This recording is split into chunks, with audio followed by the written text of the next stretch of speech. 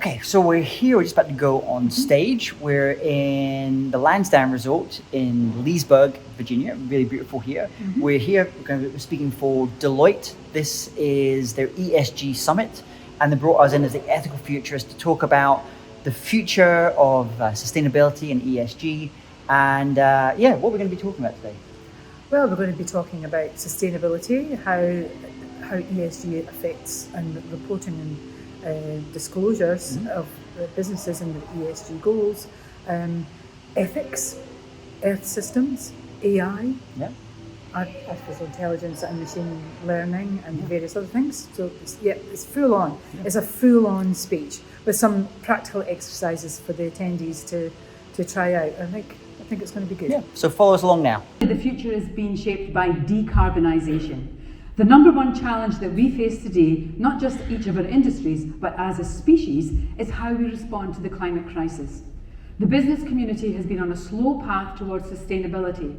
But as opposed to just sustaining things so as to do less harm, we can learn from nature and start to think about how to building a more circular or regenerative economy, to design systems and practices that take a holistic approach to solving the climate crisis, as well as social and economic problems. The United Nations defines sustainability as meeting the needs of the present without compromising the ability of future generations to meet their own needs.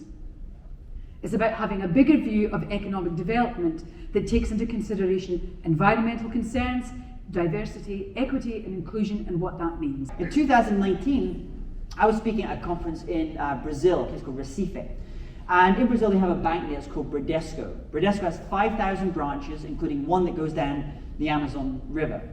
And a few years ago, they implemented an AI-based chatbot. Her name was Bia, was the name of this chatbot. Now, over 6 months, Bia had to learn the 62 different banking products that particular bank offered. And within about 5 months, it was answering 83% of questions correctly. After 10 months, the system was answering 96% of all questions correctly. Today, it answers about 300,000 questions a day. But then what they decided to do next, the team at Bradesco, is to think, how could we use this relatively simple chatbot to help advance towards the S of our ESG goals?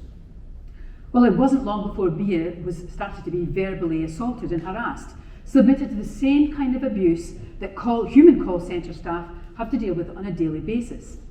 In 2020 alone, Bia received around 95,000 messages that could be categorised as sexual harassment. Not only did men feel entitled to swear at Bia, but they used humiliating language and even threats of sexual assault.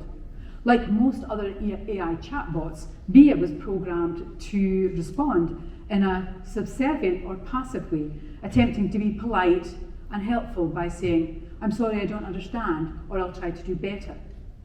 What Bradesco did was they decided to tweak Bia's algorithm and let her talk back. And now when she's faced with abuse, she says, "Don't talk to me like that," and cites articles of Brazilian criminal law. You see now you can use technology to incorporate that S and make the world a slightly better place and a bit safer. See, isn't it amazing? Imagine what we could do. We can combine our human creativity, our curiosity, with the ability to collaborate with machines. And in order to do this, though, we need to do things differently, and we need to do different things.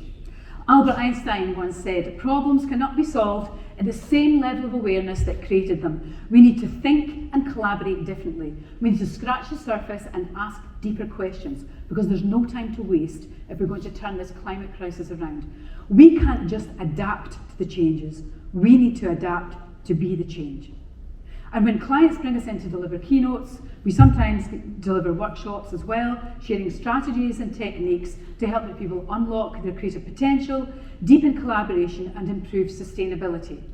And our clients come from all kinds of industries, from consumer products, technology, financial services, energy. And in the final moments we have on stage just now, we want to get you thinking about your own creativity. Because if you think about it, creativity is the engine of innovation. Many of the sessions that you will go into this afternoon and tomorrow will require you to use your human curiosity, your ability to ask questions. Everything we're going to show you just now is very actionable. You can start applying it this afternoon. I would like to leave you with one final story.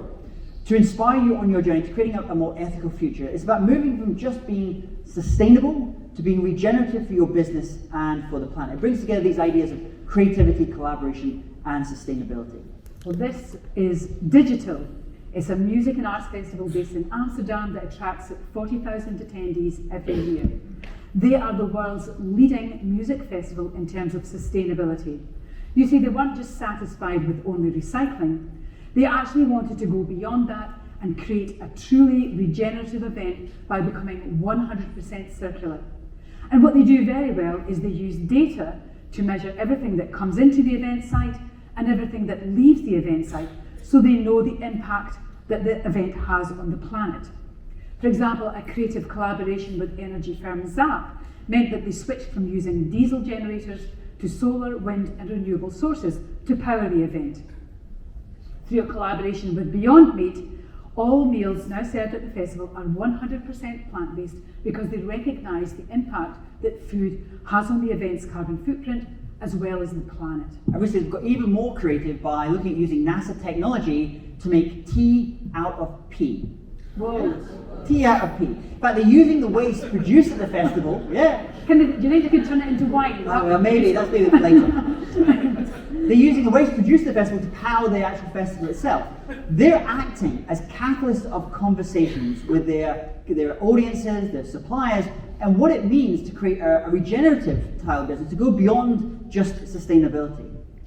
As auditors and controllers, you are the catalysts of conversations. You are the catalysts of conversations around how we make things better environmentally and socially.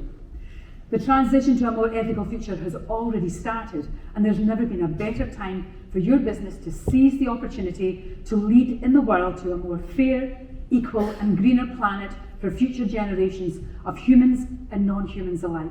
Well, we've just come off stage. Great event. Really good. We were on for 75 minutes in total. Yeah, quite a long session, but it was jam-packed full of great stuff, and the audience seemed to love it, and we had lots of questions at the end, lots of takeaways for them. And one of the things that we highlighted in the presentation was everyone's heard of quiet quitting, when employees kind of quietly quit their jobs. Whereas we introduced the topic of climate quitting, which means that for people who may not take up a position or may give up a position if a company's environmental values don't align with their own. Yeah. It's called climate quitting. So climate quitting was one of the things we were talking about. We were also doing a lot of interactive activities with them. It was kind of quite a large group, I think it was about 200 people there. These were all chief sustainability officers, chief Fortune 500. audit executives. Mostly it was Fortune 100 actually. I think actually a lot it of was, them were there. So we had them really kind of using their curiosity, their creativity to come up with ideas and questions and spark their curiosity. So now we're done. We're going to go and get changed and chill out. And then our next event we're heading on to is going to be in Dubai. So come on. We'll see you there. Follow along.